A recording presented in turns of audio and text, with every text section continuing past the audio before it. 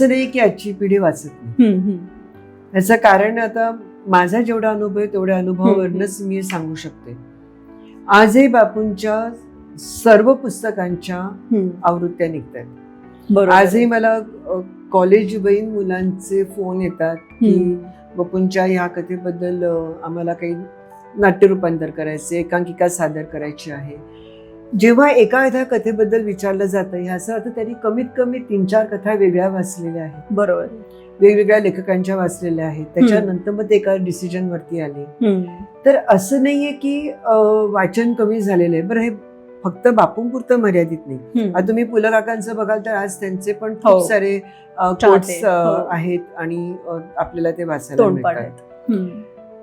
फक्त आपला तो दृष्टी आपण असं तर म्हणून घेतलेलं आहे की वाचन कमी झालंय, वाचन कमी झालंय. आता हे वळण जर का कमी झालंय तर मग आपल्या घरापासून सुरुवात करायला पाहिजे.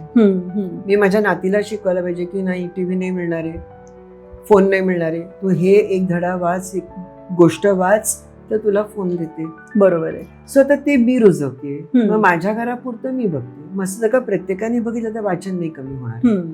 त्याच्याशिवाय इतकी पुस्तकं आली नसती. अजूनही प्रकाशन संस्था बंद नाही पडलेल्या. म्हणजे वाचन होत आहे. कुठली कॅटेगरी, कुठल्या वयोगटात ते वाचलं जात आहे हा प्रश्न निर्माण होऊ शकतो. पण मला वाटतं आजचं सुद्धा बेस्ट सेलिंग पुस्तक मला वाटतं की बहुतेक वपू काळेंचं आहे का? आजही बेस्ट सेलर वपू काळे, कारण त्यांच्या इतक्या पुस्तकांच्या आवृत्त्या अजून कुठल्या दुसऱ्या लेखकाच्या नाही झाल्या येत नाहीत वर्षभरामध्ये. बापरे. आणि हे मला मिळालेलं रेकॉर्ड आहे. म्हणजे डेटा आहे. आज आपण डेटाच्या भाषेत बोलतो. बरोबर. ही कमाल आहे खरोखर.